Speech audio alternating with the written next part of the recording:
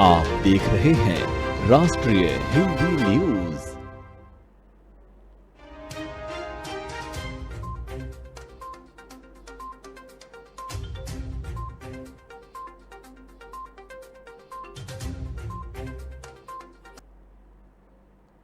नमस्कार, आप देख रहे हैं राष्ट्रीय हिंदी न्यूज और आपके साथ हूं मैं अंजना राठौर। नजर डालते हैं कुछ खास खबरों पर।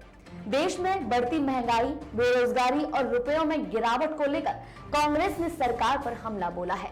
कांग्रेस ने प्रेस कॉन्फ्रेंस करके कहा है कि महंगाई 7%, बेरोजगारी 7% और रुपए में गिरावट भी 7% है।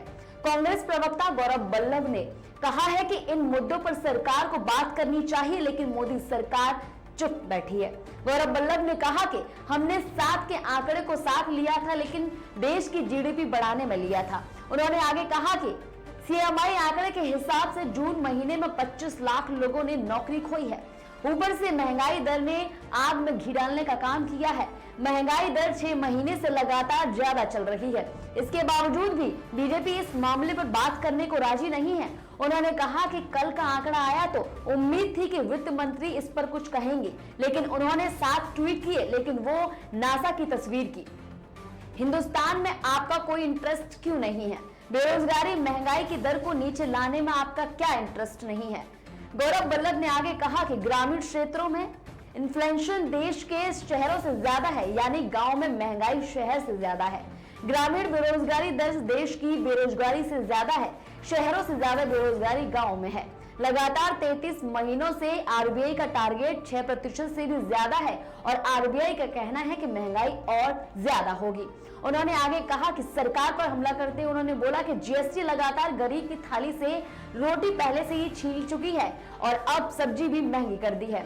सब्जी की महंगाई दर 17 है, रुपया आज 79.66 प्रति डॉलर है और कभी भी 80 के आंकड़े को पार कर सकता है। वित्त मंत्री इस सब पर बात नहीं करती हैं, वो नासा और उसकी तस्वीर में ज्यादा रुचि दिखाती हैं। बात करेंगे पंजाब की। पंजाब सरकार ने बिजली सब्सिडी नियमों में बदलाव किया है। सरकार के इस बदलाव से जनता के एक बड़े वर्ग को लाभ मिलेगा।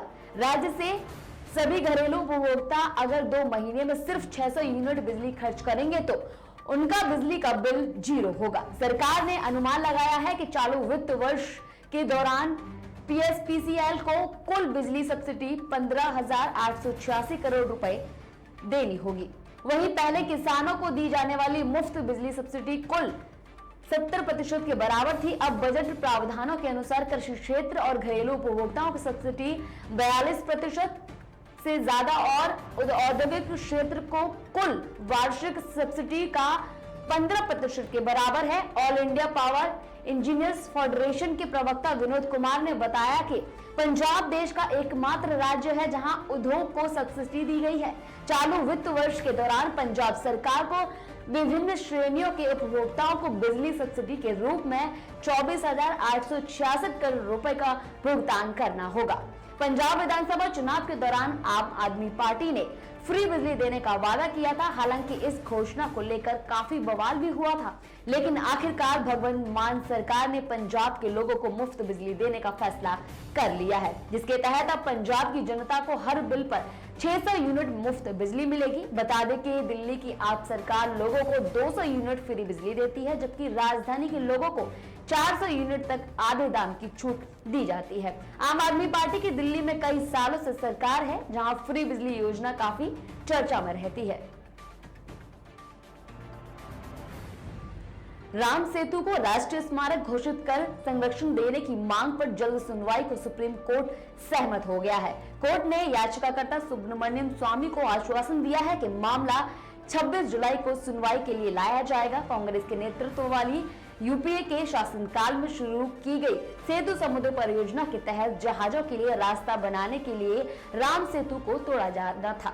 बाद में कोर्ट के दखल के बाद ये कार्रवाई रुक गई थी। तब से राम सेतु को राष्ट्रीय स्मारक घोषित करने की मांग वाली याचिका पर सुनवाई लंबित है। 2014 में एनडीए सरकार ने सत्ता संभालने के बाद सुप्रीम कोर्ट को बताया था कि राष्ट्रीय हित में ये तय किया गया है कि राम सेतु को कोई नुकसान नहीं पहुंचाया जाएगा। सरकार सेतु समुद्र परियोजना के लिए वैकल्पिक रास्ता तलाश रही है। हालांकि राम सेतु को राष्ट्रीय स्मारक का दर्जा देकर उसे भविष्य के लिए भी संरक्षित रखने पर सरकार ने अभी तक रुख स्पष्ट नहीं किया है। 2017 से लेकर अब तक स्वामी कई बार अपनी याचिका पर सुनवाई के अनुरोध कर चुके हैं और कोर्ट ने 13 नवंबर 2019 को केंद्र को मामले पर अपना रुख स्पष्ट करने के लिए 6 सप्ताह का समय दिया था।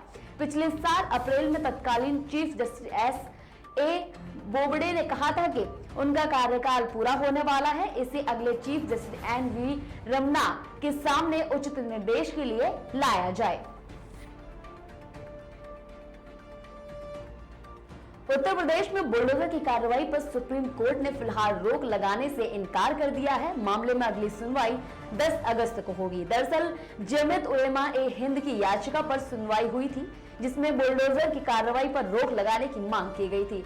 जमीयत उलेमा ए हिंद की ओर से पेश वकील दुष्यंत दवे ने कोर्ट से सुनवाई के दौरान कहा कि इस तरह की कार्रवाई पर रोक लगाई जाए, जिस पर कोर्ट ने जवाब देते हुए कहा कि इस तरह का आदेश कैसे दिया जा सकता है।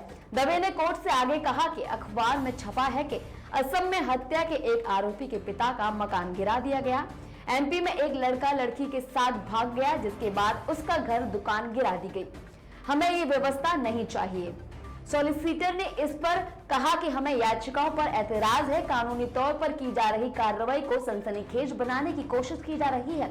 फिर भी कोर्ट जब सुनेगा तभी हम अपनी बात रखेंगे। जवाब में दवे ने कहा कि हो सकता है कि अवैध निर्माण की तोड़े ही गए हों। हमारा ऐतराज इस बात का है कि फिर सब पर कार्रवाई क्यों नहीं होती। दिल्ली का सैनिक फॉर्म अवैध है, 50 साल से कोई कार्रवाई नहीं हुई है।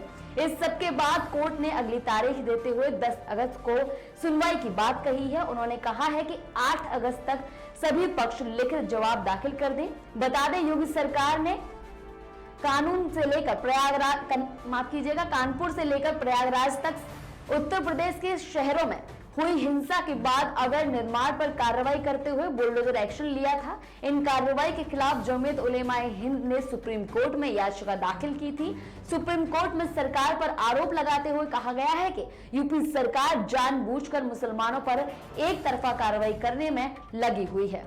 बताते चले, यूपी सरकार ने इस पूरे मामले पर जवाब दाखिल किया था। सरकार ने कहा कि उत्तर प्रदेश में हुई अवैध निर्माण पर कार्रवाई कानून के तहत की गई है।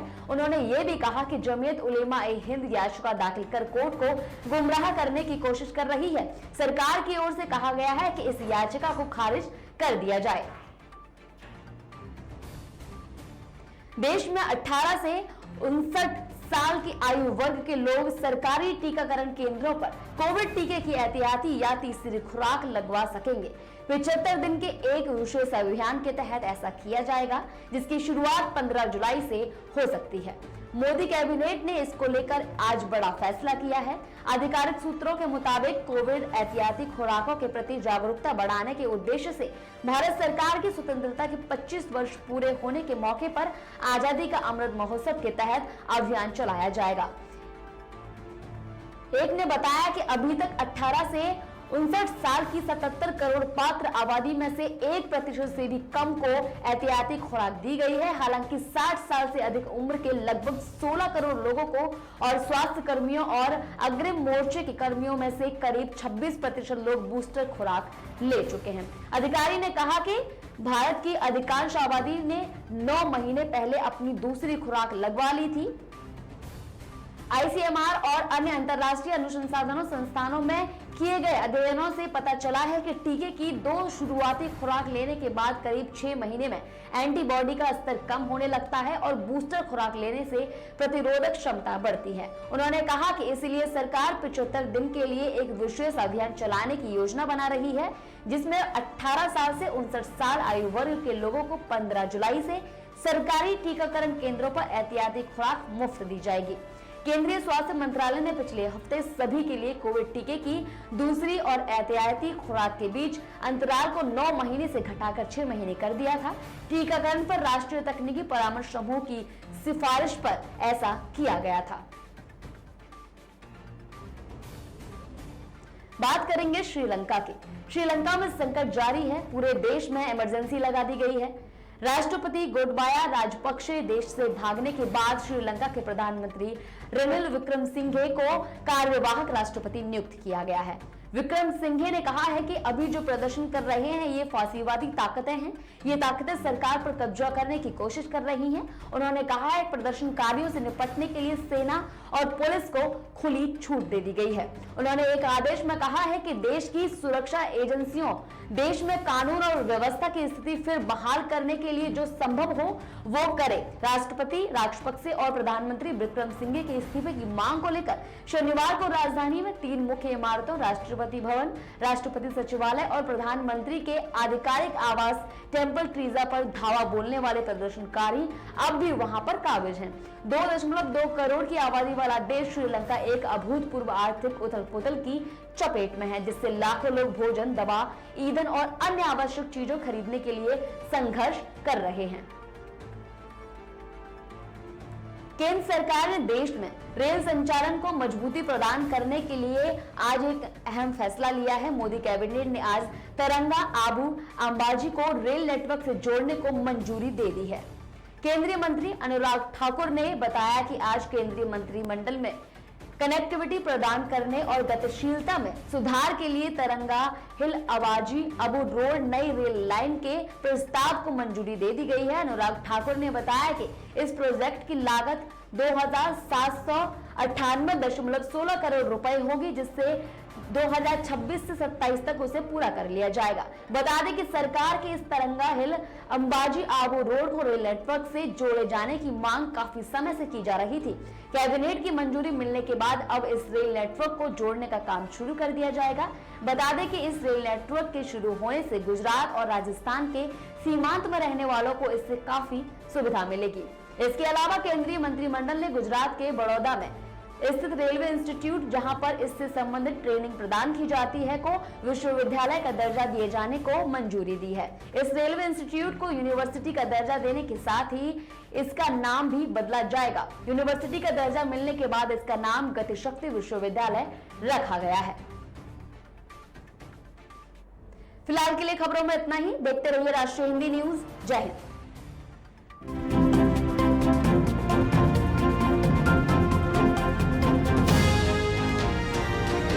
आप देख रहे हैं राष्ट्रीय हिंदी न्यूज।